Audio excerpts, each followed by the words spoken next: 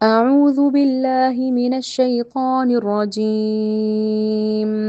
بسم الله الرحمن الرحيم. ثم أنشأنا من بعدهم قرونا آخرين ما تسبق من أمة أجلها وما يستأخرون ثم أرسلنا رسلنا تترى كلما جاء أمة رسولها كذبوه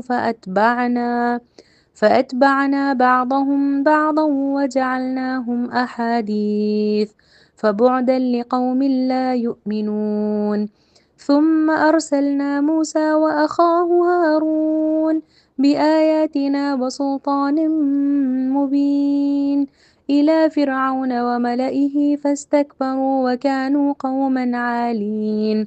فقالوا أنؤمن لبشرين مثلنا وقومهما لنا عابدون فكذبوهما فكانوا من المهلكين. ولقد آتينا موسى الكتاب لعلهم يهتدون. صدق الله العظيم.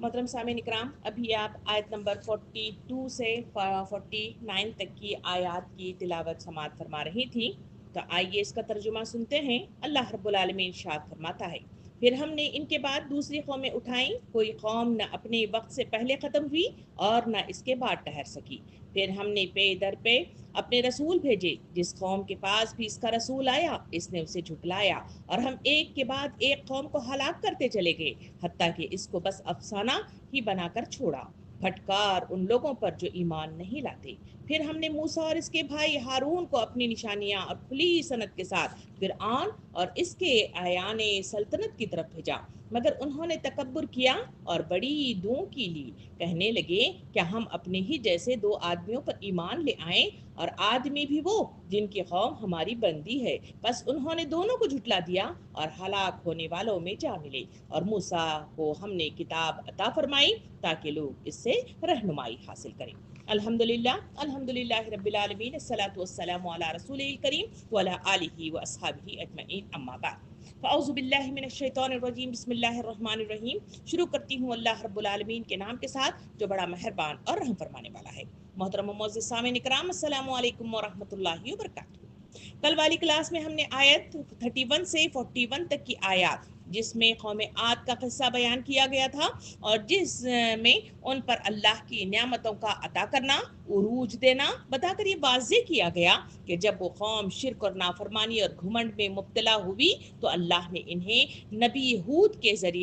ذریعے تلقین حق کیا، مگر وہ نہ مانے اور انکار و ہٹ درمی دکھائی، جس کے نتیجے میں انہیں عذاب میں گھیر لیا گیا، اور 7 دن طوفانی ہواؤں کے ذریعے سے اس قوم کو ہلاک کر دیا گیا۔ ماضی کی یہ احوال انسانوں کی تربیت، عبرت اور بدلنے کے لیے ہوتی ہیں، اور یہ واقعات انسان کو سوچنے اور ان واقعات کی روشنی میں اپنا طریقہ کار سدھارنے کا موقع فراہم کرتی ہیں۔ آئیے آج ہم آگے والی آیات کی طرف چلتے ہیں۔ آیت نمبر 42 سے 44 تک کا ترجمہ پہلے دیکھ لیں، جس میں ایک ہی طرح کا مضمون ہمارے سامنے آتا ہے۔ 42 سے 44 تک کی آیات میں اللہ تعالیٰ ارشاد فرماتا ہے،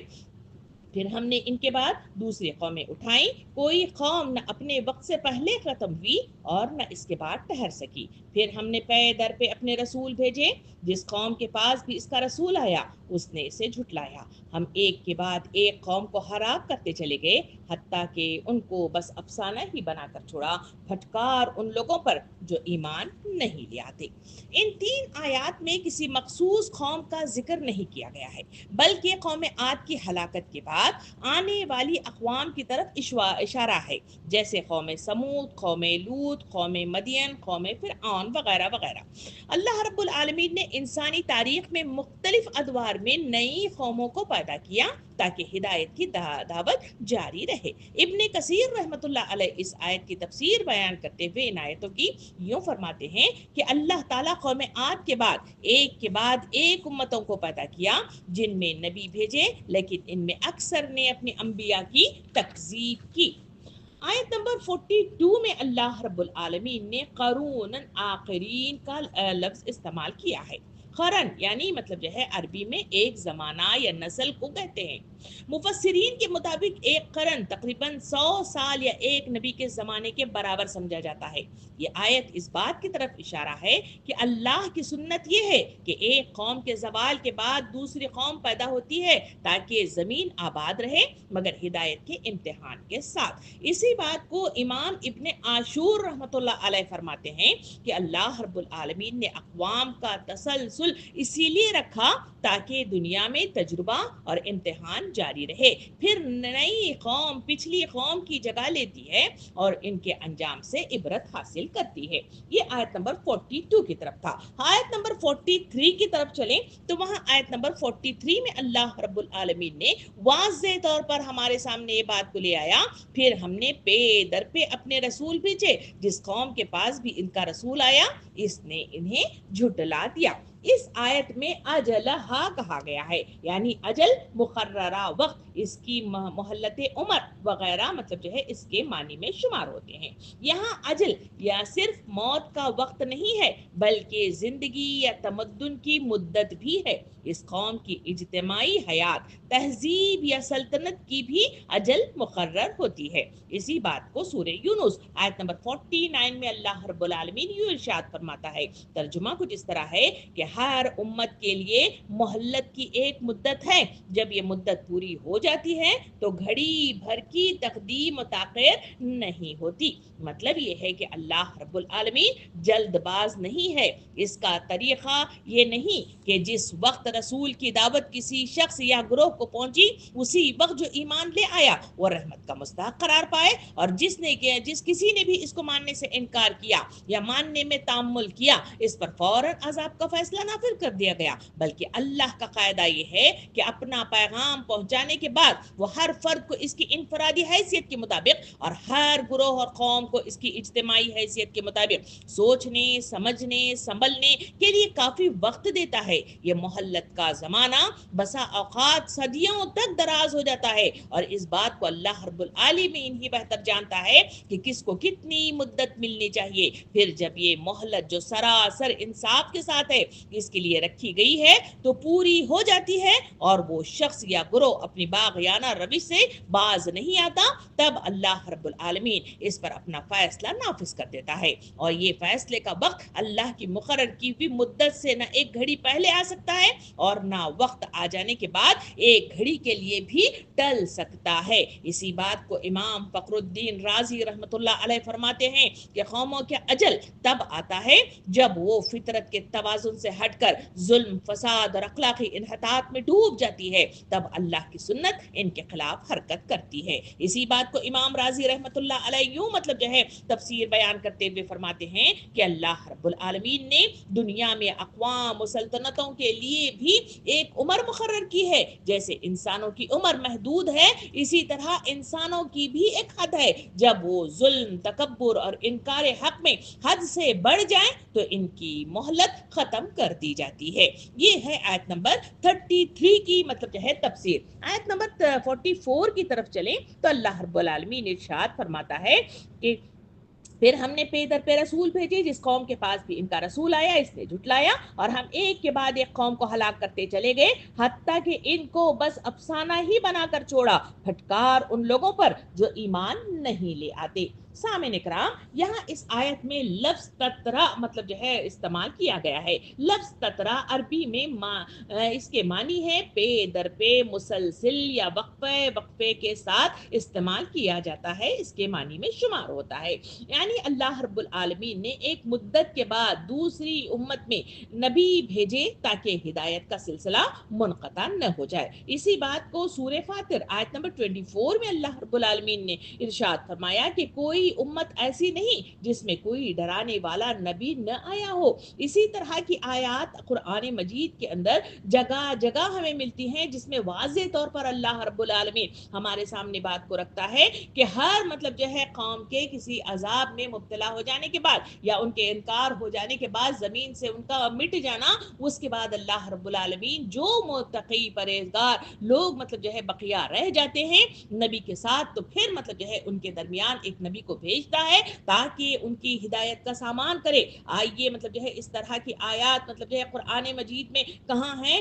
ہم دیکھیں تو سورہ شعراء آیت نمبر 208 میں بھی اللہ رب العالمین اس کی طرف اشارہ یوں کرتا ہے۔ اللہ تعالیٰ فرماتا ہے کہ دیکھو ہم نے کبھی کسی بستی کو اس کے بغیر ہلاک نہیں کیا کہ اس کے لیے خبردار کرنے والے حق نصیحت ادا کرنے کو موجود نہ تھے۔ سامعین کرام یہی جب انہوں نے خبردار کرنے والوں کی تنبیہ اور سمجھانے والوں کی نصیحت قبول نہ کی اور اللہ رب العالمین نے انہیں ہلاک کر دیا تو ظاہر ہے کہ اللہ کی طرف سے ان پر ظلم نہیں، ظلم تو اس وقت ہوتا جب وہ ہلاک کرنے سے پہلے انہیں سمجھا کر راہ راست لانے کی کوشش نہ کی گئی ہوتی۔ اسی بات کو سورہ نحل آیت نمبر 36 میں بھی اللہ رب العالمین نے وضاحت پیش کی۔ اللہ تعالیٰ فرماتا ہے کہ ہم نے ہر امت میں ایک رسول بھیج دیا اور اس کے ذریعے سے سب کو خبردار کر دیا کہ اللہ کی بندگی کرو، طاغوت کی بندگی سے بچو۔ اس کے بعد ان میں سے کسی کو اللہ نے ہدایت بخشی اور کسی پر ضلالت مسلط ہو گئی۔ سامعین کرام اس آیت میں یہ بات واضح ہوتی ہے کہ ہر نبی کے دور میں لوگ دو گروہوں میں تقسیم ہوئے، ایک اطاعت شعار اور دوسرا ضلالت پذیر ہونے والا گروہ۔ تاریخ انسانی کے پے در پے تجربات یہ ثابت کر رہے ہیں کہ عذاب الہی فرعون اور آل فرعون پر آیا اور موسیٰ اور بنی اسرائیل پر نہیں آیا۔ تاریخ شاہد ہے کہ جو عذابات آئے ان میں اگر صالح علیہ السلام کے جھٹلانے والوں پر عذاب آیا تھا، ماننے والوں پر نہیں آیا۔ ہود اور نوح اور دوسرے انبیاء کے منکرین پر عذاب مسلط ہوا تھا، مومنین پر نہیں ہوا تھا بلکہ انہیں بچا لیا گیا تھا۔ یہ شواہد ہیں تاریخ کے مطلب جو ہے ہر مطلب جو ہے حصے سے ہمیں شواہد ملتے ہیں۔ ان تاریخی تجربات سے یہی نتیجہ نکلتا ہے کہ جن لوگوں کو ہماری یعنی اللہ رب العالمین کی مشیت نے شرک اور شریعت سازی کے ارتکاب کا موقع دیا تھا ان کو اللہ کی رضا حاصل تھی نہیں، بلکہ اللہ نے انہیں نبیوں کے ذریعے سے ہدایت کا راہ پر لانے کی کوشش کی تھی۔ ان کے برعکس نصیحت کے باوجود جو لوگ ان گمراہیوں پر اصرار کرتے ہیں انہیں اللہ کی مشیت ایک حد تک ارتکاب جرائم کا موقع دیتی چلی جاتی ہے اور پھر ان کا سفینہ خوب بھر جانے کے بعد ڈبو دیا جاتا ہے۔ اسی آیاتوں کی تفسیر بیان کرتے ہوئے تفسیر قرطبی میں وہ فرماتے ہیں کہ اس آیت کی تفسیر یوں بیان کی کہ اللہ رب العالمین نے کبھی ہدایت کا دروازہ بند نہیں کیا۔ اگر ایک قوم گمراہ ہوتی تو دوسری کے لیے نیا رسول، نیا زمانہ، نیا امتحان اللہ رب العالمین کی طرف سے بھیجا جاتا۔ اسی بات کو اللہ رب العالمین نے واضح طور پر یہاں پہ آیت نمبر 44 کے آخری حصے میں فرمایا کہ ہم نے ایک کے بعد ایک قوم کو ہلاک کرتے چلے گئے حتیٰ کہ ان کو افسانہ ہی بنا کر چھوڑا، پھٹکار ان لوگوں پر جو ایمان نہیں لے آتے۔ اس بات کو تفسیر مظہری میں اس آیت کی تفسیر یوں بیان کی کہ یہ آیت انسانیت کے اجتماعی رویے کو ظاہر کرتی ہے کہ اکثر لوگ ہدایت کے مقابلے میں انکار، ضد اور غرور کا راستہ اپناتے رہے۔ اللہ رب العالمین نے ان کو یہ احادیث یعنی مطلب جو ہے افسانہ بنا دینے کا یا ان کو مثال عبرت بنا دینے کا انہیں مطلب جو ہے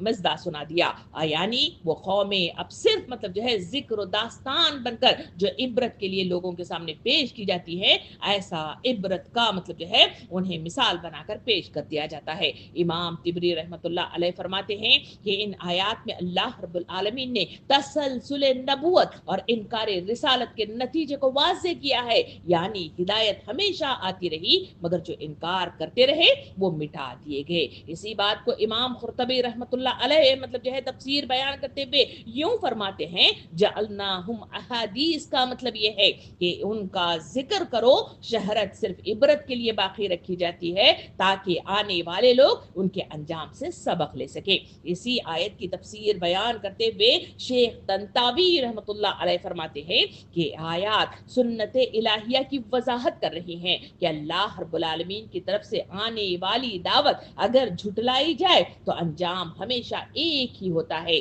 زوال اور ہلاکت۔ سامعین اکرام یہ تین آیت تسلسل نبوت، سنت الہیہ اور عذاب اقوام کا جامع خلاصہ پیش کرتی ہے۔ دنیا کی طاقتیں فانی ہیں مگر حق باقی ہے۔ ہر قوم جو غرور، ظلم اور انکار حق میں مطلب بڑی وہ فنا ہو گئی۔ یہ تین آیتیں پچھلی مطلب جو ہے دو واقعات جو مطلب جو ہے ہمارے سامنے قوم عاد کے سلسلے میں تفصیل آئی تھی اور اس سے پہلے قوم نوح کے سلسلے میں تفصیل آئی تھی، اور یہاں پہ تمام مطلب جو ہے اقوام جن لوگوں نے اللہ کی کی ہدایت کو ماننے سے انکار کر دیا تھا اور مطلب جو ہے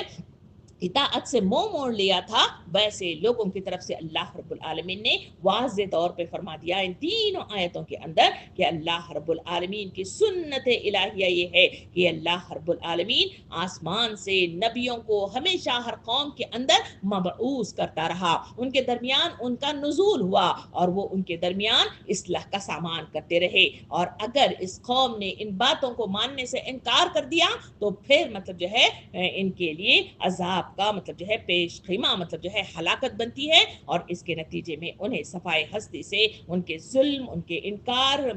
کی وجہ سے ان کو صفائے ہستی سے مٹا دیا جاتا ہے۔ اس کے بعد آیت نمبر 45 سے 49 تک کی آیات کی طرف چلیں تو وہاں پر ان آیات میں موسیٰ علیہ السلام کا ذکر آیا ہے اور فرعون ان کے سرداروں کا انکار بڑی تفصیل کے ساتھ یہاں پہ بتایا گیا ہے۔ تو آئیے اس کی طرف چلتے ہیں آیت نمبر 45 کی طرف۔ اللہ رب العالمین ارشاد فرماتا ہے پھر ہم نے موسیٰ اور ان کے بھائی ہارون کو اپنی نشانیوں اور کھلی سند کے ساتھ فرعون اور اس کے ایان سلطنت کی طرف بھیجا، یعنی یہاں پہ موسیٰ علیہ السلام اور ہارون علیہ السلام دونوں کو مل کر مطلب جو ہے فرعون کی طرف بھیجنے کا تذکرہ آیا ہے۔ یعنی پچھلی آیت نمبر 42 سے 44 میں پچھلی قوموں کی ہلاکت اور انبیاء کے پیغام سے انکار کا ذکر تھا، عاد، سمود اور اس کے بعد آنے والی قومیں۔ اب اللہ رب العالمین اس آیت 45 کے اندر ایک نئے دور کے پیغام اور بنی اسرائیل کے نبیوں کی بعثت کا مطلب جو ہے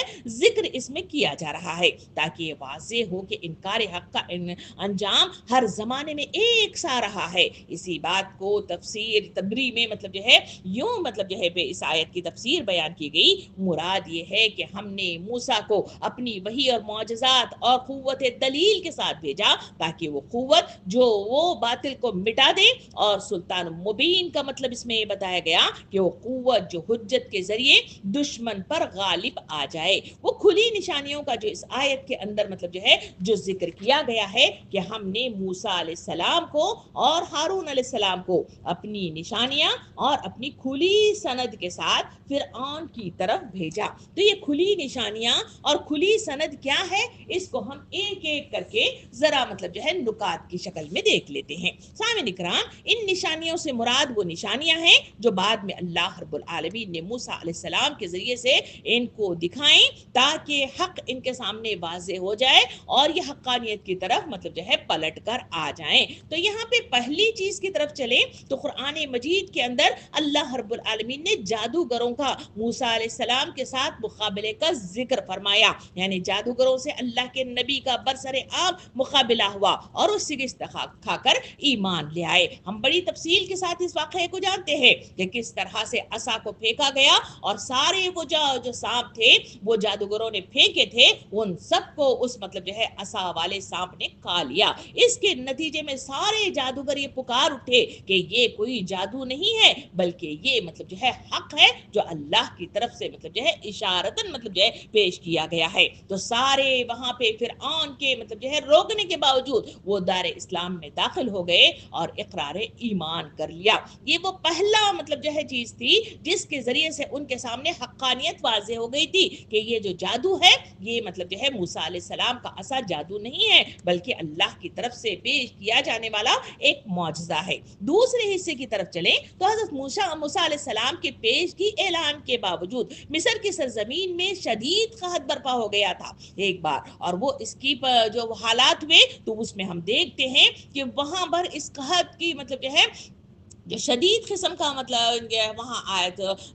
طاری ہو گیا تھا۔ تو اس قحط میں بھی مطلب جو ہے فرعون نے موسیٰ علیہ السلام کو بلا کر مطلب جو ہے درخواست کی کہ تمہارے خدا سے دعا کرو کہ قحط مطلب جو ہے ہم سے ہٹا دیا جائے، تو اس کے بعد ہم مطلب جو ہے اگر یہ ہٹ گیا تو ہم ایمان لے آئیں گے۔ مگر ہوا یہ ہے کہ ان کے دعا ہی کے نتیجے میں وہ قحط ہٹا دیا گیا، مگر فرعون پھر مطلب جو ہے وہاں مطلب جو ہے ہٹ گیا اور پھر مطلب جو ہے موسیٰ علیہ السلام کو اس نے جادوگر ہی کہا۔ تیسرے مطلب جو ہے اس پہ چلے تو وہاں مطلب جو ہے ہم دیکھتے ہیں کہ ان کی پیشگی اعلان کے بعد کہ سارے ملک میں ہولناک مطلب جو ہے بارشوں اور ازال اور زالہ باری اور کڑک اور مطلب جو ہے گرج کے طوفان آئے، جنہوں نے بستیوں اور کھتیوں کو تباہ کر ڈالا تھا، اور یہ بلا بھی مطلب جو ہے ٹلی تھی تو یہ بھی مطلب جو ہے موسیٰ علیہ السلام ہی کے ذریعے سے درخواستی کے نتیجے میں اس کو دور کیا گیا تھا۔ یہ ساری چیزیں مطلب جو ہے جیسے جیسے ہو رہی ہیں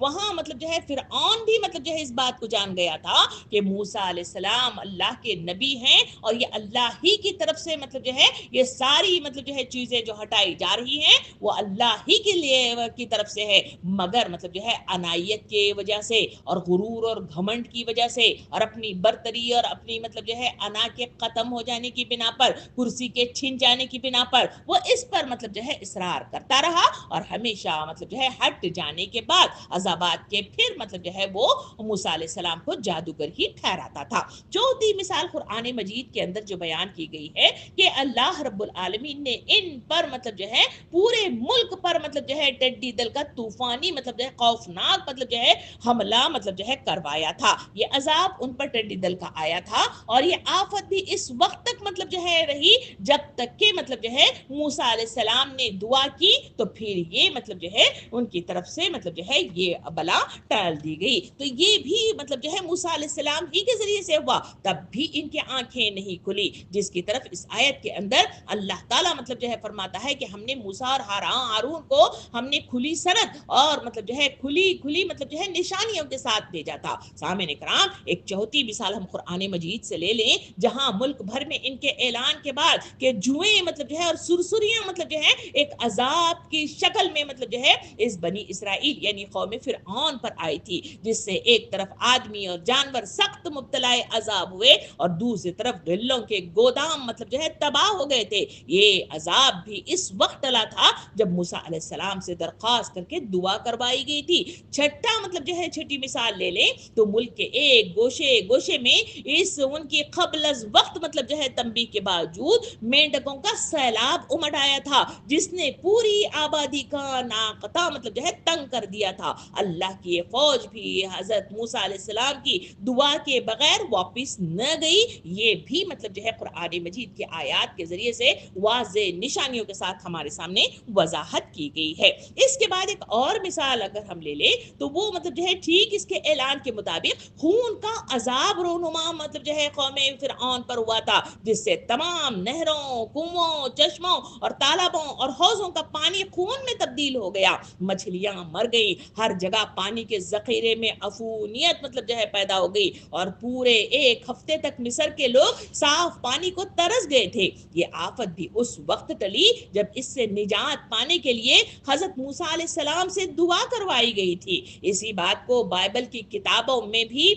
جو ہے بڑی تفصیل کے ساتھ مطلب جو ہے آتا ہے کہ ان عذابوں کی مفصل روداد اس میں درج ہے، مگر وہ گپ اور مطلب جو ہے حقیقت کا مجموعہ ہے۔ اس میں کہا گیا ہے کہ جب خون کا عذاب آیا تو جادوگروں نے بھی ویسا ہی لا کر دکھایا، مگر جب جوؤں کا عذاب آیا تو جادوگروں نے جواب میں جوئیں پیدا نہ کر سکے، اور انہوں نے کہا کہ یہ خدا کا کام ہے۔ پھر اس سے بھی زیادہ دلچسپ بات اس میں یہ بیان کی گئی ہے کہ جب مینڈکوں کا سیلاب اٹھا تو جادوگر بھی جواب میں مینڈک مطلب جو ہے چڑھا لائے، مگر اس کے باوجود فرعون نے حضرت موسیٰ علیہ السلام ہی سے درخواست کی کہ اللہ سے دعا کر کے اس عذاب کو دفع کریے۔ سوال اس میں یہ آتا ہے کہ جب جادوگر مینڈک چڑھا لانے پر قادر تھے تو فرعون نے انہی کے ذریعے سے یہ عذاب کیوں نہ مطلب جو ہے دور کر لیا تھا؟ اور آخر یہ معلوم کیسا ہوا کہ مینڈکوں کی اس بارش میں اللہ کی مینڈک کون سے ہے اور جادوگروں کے مینڈک کون سے ہیں؟ یہی سوال خون کے بارے میں بھی ذہنوں میں پیدا ہوتا ہے کہ جب حضرت موسیٰ علیہ السلام کی تنبیہ کے مطابق ہر طرف پانی کے ذخیرے خون میں تبدیل ہو چکے تھے تو جادوگروں نے کس کو پانی کو خون بنایا، اور کیسے معلوم ہوا کہ فلاں جگہ کا پانی جادوگروں کے کرتب سے خون بنا ہوا ہے؟ اور ایسی ہی باتیں جو ہے الٹپ مطلب جو ہے بائبل کے مطلب جو ہے حصے میں لکھی ہوئی ہے، اور ایسی باتوں سے صاف معلوم ہو جاتا ہے کہ بائبل خالص الہی پر مشتمل نہیں ہے، بلکہ ان کو جن لوگوں نے تصنیف کیا ہے انہوں نے ان کے اندر اپنی طرف سے ہی بہت کچھ ملا دیا ہے. اور غضب یہ ہے کہ یہ مصنفین کچھ تھے بھی واجبی سے عقل کے لوگ جنہیں بات گھڑنے کا سلیقہ بھی نہیں آتا تھا. یہ تمام مطلب جو ہے جو نشانیاں ایک کے بعد دیگرے ہم نے 7 آپ کے سامنے رکھی ہیں، یہ 7 نشانیاں واضح طور پر قوم فرعون پر مطلب جو ہے اس کا نزول ہوا تھا، اور فرعون جان گیا تھا کہ حقیقتاً اللہ رب العالمین کی طرف سے ہے، مگر انا نے اس کو مطلب جو ہے روڑے اٹکا دیا. اور اسی کے نتیجے میں اس نے جو کام کیا وہ اس آیت کے اندر واضح طور پہ بتا دیا کہ اللہ رب العالمین نے ہارون اور موسیٰ علیہ السلام کو اپنی نشانیاں اور کھلی سند کے ساتھ فرعون کی طرف یعنی آیا نے سلطنت کی طرف بھیجا تھا. مگر انہوں نے آگے کی آیت میں اللہ تعالیٰ فرماتا ہے کہ مگر انہوں نے تکبر کیا اور بڑے دوں کی لی، کہنے لگے کیا آپ ہی جیسے 2 آدمیوں پر ایمان لے آئیں. یعنی یہاں پہ واضح طور پر آیت نمبر 46 میں مطلب جو ہے بتا دیا گیا کہ یہ آیت پچھلی آیت 45 کی تکمیل اور دعوت کے انجام کو واضح کرتی ہے کہ آیت 45 میں بتایا گیا کہ اللہ رب العالمین نے موسیٰ اور ہارون کو اپنی آیات اور کھلی حجت کے ساتھ بھیجا، اور آیت 46 میں بتایا جا رہا ہے وہ کسی قوم کی طرف بھیجے گئے اور اس قوم نے اس انذار میں رد عمل کیا دیا. سامعین اکرام، فرعون مصر کا بادشاہ جو خود کو رب اعلیٰ کہتا تھا، قرآن میں اس کا ذکر ظلم، تکبر اور طغیان کی علامت کے طور پر آتا ہے. سورہ نازیات آیت نمبر 24 میں اللہ تعالیٰ ارشاد فرماتا ہے فقال انا ربکم الاعلی، یعنی فرعون نے کہا میں تمہارا سب سے بڑا رب ہوں. یہاں ملائہی سے مراد یہ ہے کہ اس کے عمرہ، درباری اور وزراء اور سردار جو فرعون کے ہم نوا مشیر بنے ہوئے تھے، اور وہ طبقہ تھا جو حق کے مقابلے میں سب سے پہلے کھڑا ہوتا کیونکہ ان کے مفادات ظلم سے جڑے ہوئے تھے. اسی آیت میں فاستکبروا کا لفظ آیا ہے، یعنی حق کو تسلیم کرنے کی بجائے تکبر سے ان لوگوں نے انکار کیا. قرآن میں تکبر ہمیشہ حق کے رد کے لیے استعمال ہوا ہے. پھر اسی آیت کے اندر وما كانوا قوما عالین کا لفظ استعمال کیا گیا، یعنی وہ ایسی قوم تھی جو زمین میں سرکش، متکبر اور انہی بڑائی پر نازا تھی. یعنی عالین کا مادہ علو سے ہے یعنی بلند، یا مگر یہاں مطلب جو ہے مراد باطل فخر و غرور ہے، نہ کہ حقیقی فضیلت ہے. اسی آیت کی تفسیر بیان کرتے ہوئے ابن کثیر رحمۃ اللہ علیہ اس آیت کی تفسیر یوں بیان کرتے ہیں کہ اللہ تعالیٰ فرماتا ہے کہ ہم نے موسیٰ اور ہارون کو فرعون اور اس کے سرداروں کے پاس بھیجا، مگر انہوں نے تکبر کیا اور حق کو تسلیم نہیں کیا. ان کا گناہ یہ تھا کہ انہوں نے خود کو اللہ سے بالا تر سمجھا تھا. اسی بات کو تفسیر تبری میں مطلب جو ہے یوں بیان کیا گیا فستکبر کا مطلب جو ہے مطلب یہ ہے کہ انہوں نے ایمان لانے سے انکار کیا حالانکہ معجزات ان کے سامنے ظاہر تھے. سامعین، عالین سے مراد وہ کہتے ہیں کہ وہ لوگ جو خود کو دوسروں سے برتر سمجھتے ہیں اور لوگوں کو غلام بنایا کرتے ہیں. اسی بات کو مطلب جو ہے تفسیر کے ساتھ ہمارے سامنے مطلب جو ہے یوں آتا ہے کہ فرعون اور اس کی قوم کے سرداروں کی ہٹ دھرمی کا اندازہ اس بات سے کیا جا سکتا ہے کہ جب وہ خدا کے عذاب سے تنگ آ کر حضرت موسیٰ علیہ السلام سے اس کے ٹلنے کی دعا کرانا چاہتے تھے، اس وقت بھی وہ آپ کو پیغمبر کہنے کی بجائے جادوگر ہی کہہ کر خطاب کرتے تھے، حالانکہ وہ جادوگر کی حقیقت سے نا واقف نہ تھے اور اس سے بات چھپی ہوئی نہ تھی کہ یہ کرشمے کسی جادو سے رونما نہیں ہو سکتے. ایک جادوگر زیادہ سے زیادہ جو کچھ کر سکتا ہے وہ یہ ہے کہ ایک محدود رقبے میں جو لوگ اس کے سامنے موجود ہیں ان کی ذہن پر ایسا اثر ڈالے جس سے وہ یہ محسوس کرنے لگے کہ پانی خون بن گیا ہے، یا مینڈک ابل پڑ رہے ہیں، یا ٹڈی دل مطلب جو ہے چڑے چلے آ رہے ہیں، اور اس محدود رقبے کے اندر بھی کوئی پانی حقیقتاً خون نہیں بن جائے گا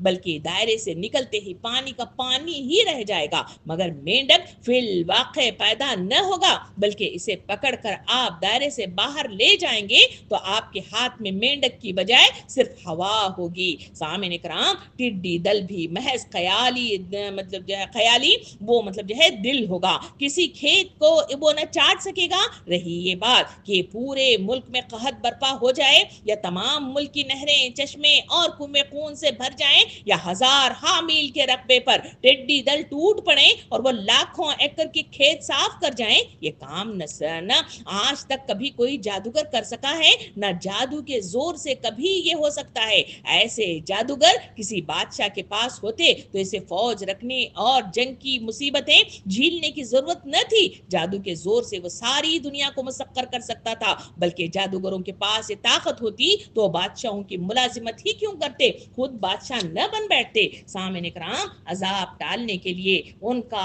आपसे आप यानी मूसा अलैहिस्सलाम से दरख्वास्त करना खुद ये साबित कर रहा था कि अपने दिलों में वो जान चुके थे कि अजाब क्यों आ रहे हैं, कहां से आ रहे हैं, कौन इन्हें टाल सकता है। इसके बावजूद वो हर धर्मी के साथ आपको हमेशा साहिर यानी जादूगर कहते थे और अजाब टल जाने के बाद राह रास्त कबूल करने के वादे से फिर जाते थे। तो दर हकीकत वो अल्लाह के नबी का कुछ न बिगाड़ते, हाल बल्कि अपने खिलाफ उस मुकदमे को और ज्यादा मजबूत करते चले जाते थे जिसका फैसला अल्लाह रब्बुल आलमीन ने उनके कुल्ली इस्तेहसाल की शक्ल में आकर कर दिया था। इनका आपको शायर कहना ये मानी नहीं रखता कि वो दर हकीकत अपने दिल में समझते थे कि ये अजाब इन पर जादूगर के जोर से आ रहे हैं, बल्कि अपने दिलों में खूब समझते थे कि अल्लाह रब्बुल आलमीन की निशानियां हैं और फिर जानबूझकर इसका इनकार करते थे। यही बात सूरे नमल आयत नंबर 14 में अल्लाह रब्बुल आलमीन यूं बयान करता है, जिसका तर्जुमा कुछ इस तरह है कि इनके दिल अंदर से कायल हो चुके थे मगर उन्होंने जुल्म और तकब्बुर की बिना पर इन निशानियों का इनकार कर दिया था। इस मतलब जो है आयत के जरिए से हमारे सामने ये तमाम तफसीलात वाज़े तौर पर मतलब जो है खुलकर सामने आ जाती हैं। ये आयत हमारे सामने आयत नंबर 47 की तरफ चलेंगे तो आयत नंबर 47 में अल्लाह रब्बुल आलमीन ने हमारे सामने मतलब जो है वाज़े तौर पर मतलब जो है फरमा दिया। आयत नंबर 47 में अल्लाह रब्बुल आलमीन इरशाद फरमाता है, ईमान ले आए और आदमी वो जिसकी कौम हमारी बंदी है। यानी मतलब जो है इस आयत में भी पिछली दो आयतें यानी 46 और 45 की तकमील है। पहले अल्लाह रब्बुल आलमीन ने बताया कि मूसा और हारून को आयतें और वाज़ेह दलील के साथ भेजा गया, फिर फरमाया कि फिरऔन इसके दरबारियों ने तकब्बुर किया और अब बयान किया जा रहा है कि उन्होंने इनकार किया। और क्यों किया? ये इनकार हक के मुकाबले में इंसान की नफ्सियाती कमजोरी को जाहिर करता है, यानी हक को मानने की बजाय नस्ब और तबखाती गुरूर की बुनियाद पर रद्द किया जा रहा है। इब्ने कसीर रहमतुल्लाह अलैह फरमाते हैं कि उन्होंने हक को इसलिए झुटलाया कि रसूल दो इंसान थे जिनका ताल्लुक इस कौम से था जो इनकी गुलाम थी। फिरऔन और इसके सरदारों ने समझा कि वही और नबूवत का ताल्लुक बादशाहों या मुअज्जिजों से मतलब जो है होना चाहिए। इसी की तफसीर बयान करते हुए तफसीर तिबरी में यूं बयान किया गया कि इस आयत की तफसीर बयान की गई कि इनकार दरअसल तकब्बुर और कौम परस्ती की बुनियाद पर था। उन्होंने कहा कि बनी इसराइल तो हमारी खिदमत करते हैं, अब अपनी अरब अब इन्हीं में से कोई हम पर हाकिम या हादी कैसे बन सकता है। सामने इकराम इसी बात को इमाम तिबरी रहमतुल्लाह अलैह फरमाते हैं कि अनुमिनु लिबशीरिन मिस्लिना का मतलब जो है जो लफ्ज इस्तेमाल किया गया है ये उसमें वही गलत फहमी है कि जो अक्सर मुनकिरों में मतलब जो है होती रही है कि नबूवत फरिश्तों या मालदारों के लिए मखसूस है। अल्लाह ताला इस सोच को कुरान की मुअत्तअद मतलब जो है जगह इस सोच को बातिल करार दिया है। सूरे फुरकान आयत नंबर 7 में अल्लाह ताला फरमाता है, वो कहते हैं कि एक ऐसा रसूल है जो खाना खाता है बाजारों में चलता है। इसी बात को सूरे बनी इसराइल आयत नंबर 94 में मतलब जो है यूं अल्लाह ताला फरमाता है, और लोगों को ईमान से सिर्फ इस चीज ने रोक रखा है कि जब उनके पास हिदायत आई तो उन्होंने कहा क्या अल्लाह ने इंसान को रसूल बनाया है। सामने इकराम ये आयत एक ही ज़हनियत को ज़ाहिर करती हैं। यानी रसूल का इंसान होना तबक़ाती गुरूर की बिना पर इनकार की दलील बन जाता है। हदीस मुबारका में नबी करीम सल्लल्लाहु अलैहि वसल्लम ने इरशाद फरमाया, तमाम अंबिया इंसान थे, वो खाते पीते चलते फिरते और लोगों के साथ जिंदगी बसर करते थे। एक और जगह मतलब जो है नबी करीम सल्लल्लाहु अलैहि वसल्लम ने यूं इरशाद फरमाया, अगर जमीन पर फरिश्ते रहते तो हम फरिश्तों को रसूल बनाकर भेजते। इसी आयत की तफसीर बयान करते हुए इमाम राजी रहमतुल्लाह अलैह फरमाते हैं कि ये आयत इस बात की दलील है कि इनकार हक अक्सर अकल की कमी से नहीं बल्कि समाजी तकब्बुर की वजह से पैदा होता है। इसी बात को शेख अल-शारी मतलब जो है रहमतुल्लाह अलैह फरमाते हैं कि फिरऔन ने ईमान का मियार वही नहीं बल्कि हैसियत बनाया। सामने इकराम, फिरऔन का निज़ाम तबक़ाती गुलामी पर मतलब जो है कायम था। बनी इसराइल मेहनत कश गुलाम और मतलब जो है निचले तबके से ताल्लुक़ रखते थे। जब इन्हीं में से मूसा और हारून अलैहिस्सलाम नबी बनकर फिरऔन के सामने दरबार मुखातिब होकर मतलब जो है खड़े हो गए तो फिरऔन के दरबारियों ने इसे अपनी हुकूमत के लिए खतरा समझा। उनका कहना था कि ये कैसे मुमकिन है कि हमारे गुलाम हमारे हमें अल्लाह की इबादत की दावत हमें दे दे, यानी दीन की बुनियाद को समाजी हैसियत से जोड़ देना जो सरासर बातिल है। हक की पहचान शख्सियत से नहीं बल्कि दलील से होती है। इंसान अगर अपनी मतलब जो है अना या हैसियत को हक पर मुकद्दम करेगा तो हिदायत से महरूम रहेगा। तकब्बुर हमेशा ईमान की राह में रुकावट बड़ी हद तक रुकावट बन जाता है। यही फिरऔनियत की असल जड़ है। सामने इकराम, आखिरी आयत की तरफ चलें जहां आयत नंबर 48 में अल्लाह रब्बुल आलमीन इरशाद फरमाता है, और मूसा को हमने किताब अता फरमाई ताकि लोग इससे रहनुमाई हासिल करें। इस आयत में कौम फिरऔन का गुरूर और इनकार और इसके नतीजे में हलाक कर दिए जाने का जिक्र किया गया है। सूरे बकरा आयत नंबर 50 में अल्लाह ताला इरशाद फरमाता है, याद करो वक्त जब हमने समंदर फाड़ कर तुम्हारे लिए रास्ता बनाया, फिर इसमें से तुम्हें मतलब बखैरियत गुजरवा दिया, फिर वहीं तुम्हारी आंखों के सामने फिर आनियों को गर्काब कर दिया। इसी बात को सूरे आराफ आयत नंबर 136 में अल्लाह ताला इरशाद फरमाता है, हमने उनसे इंतकाम लिया और इन्हें समंदर में गर्क कर दिया क्योंकि उन्होंने हमारी निशानियों को झुटलाया था और उनसे वो बेपरवाह हो गए थे। इस आयत की तफसीर बयान करते हुए इब्ने कसीर रहमतुल्लाह अलैह फरमाते हैं कि जब उन्होंने अल्लाह के रसूलों को झुटलाया,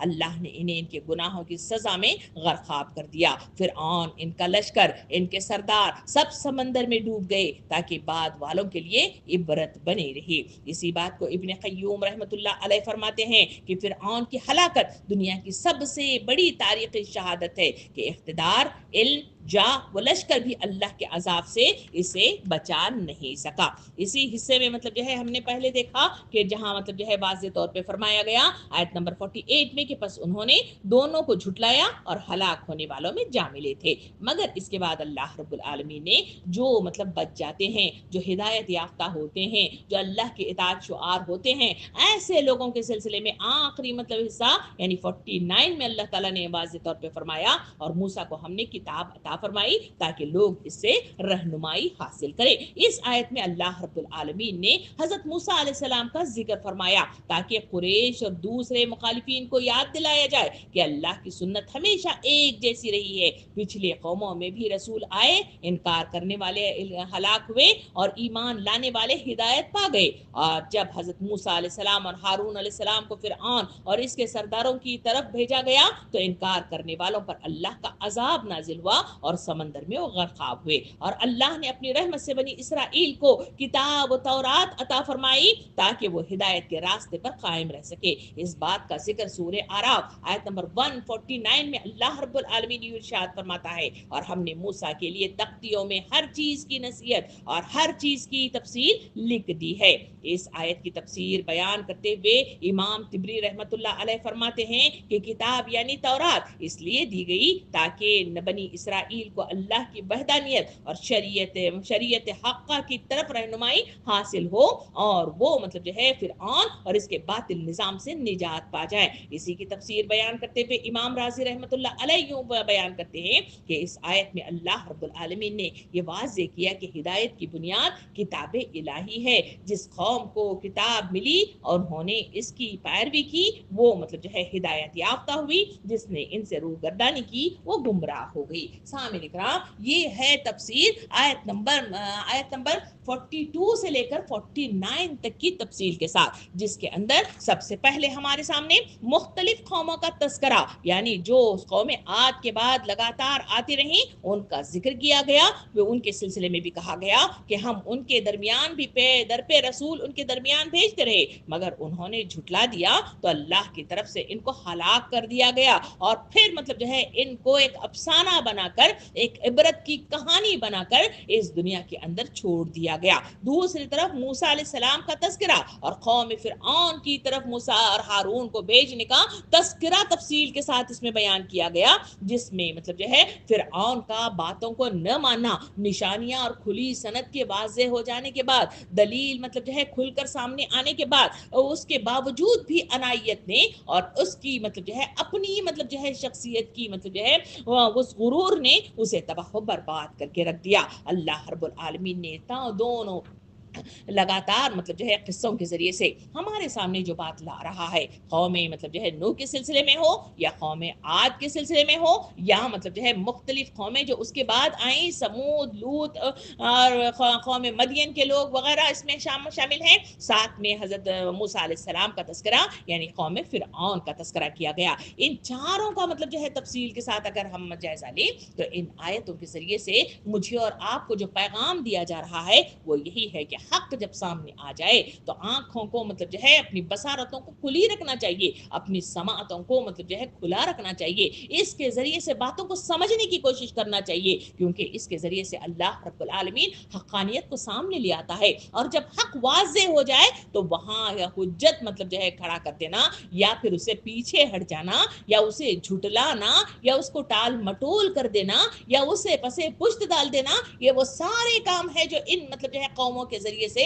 وہاں انجام پائے۔ تو اس کے نتیجے میں اللہ تعالیٰ امت مسلمہ کو یہ مطلب جو ہے سبق دیتا ہے کہ سنو، اگر تم نے بھی یہی رویہ اختیار کیا تو تمہیں بھی صفائے ہستی سے مٹا دینا اللہ کے لیے کوئی مشکل کام نہیں ہے، وہ کہہ دے کن تو ہو جائے فیکون۔ تو اس کے لیے یہاں پہ حکم دیا گیا کہ جو لوگ اس بات کو تسلیم کرتے ہیں، اللہ پر یقین رکھتے ہیں، اس کے بتائے ہوئے احکامات کے آگے سربست سجود ہو جاتے ہیں اور اطاعت کا رویہ اختیار کرتے ہیں، اللہ رب العالمین انہیں عروج دیتا ہے، انہیں مطلب جو ہے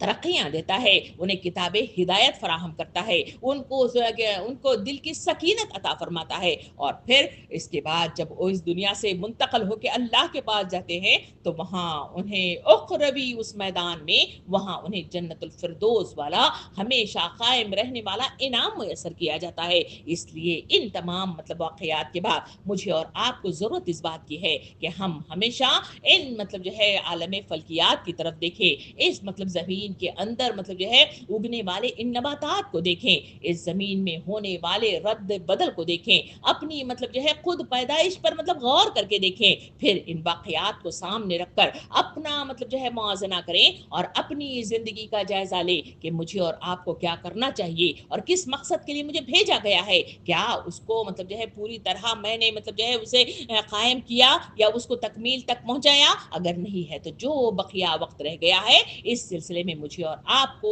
اپنے مشن کی طرف متوجہ ہونا، اپنے مرکز پر لوٹ آنا اور یکسوئی مطلب جو ہے اپنے مقصد کی طرف مطلب جو ہے حاصل کرنا، یہ آیات اور ان مطلب جو ہے واقعات کے ذریعے سے مجھے اور آپ کو سبق اور پیغام دیا جا رہا ہے۔ اللہ تعالیٰ اس بات کو سمجھنے، اس بات کو ہضم کرنے، اس بات کو صحیح طور پر اس کے مغز کا مطلب جو ہے حاصل مطلب جو ہے لینے اور شعور کو بیدار کرنے کی مجھے اور آپ کو توفیق عطا فرمائے۔ آمین۔ وآخر الدعوانا ان الحمدللہ رب العالمین۔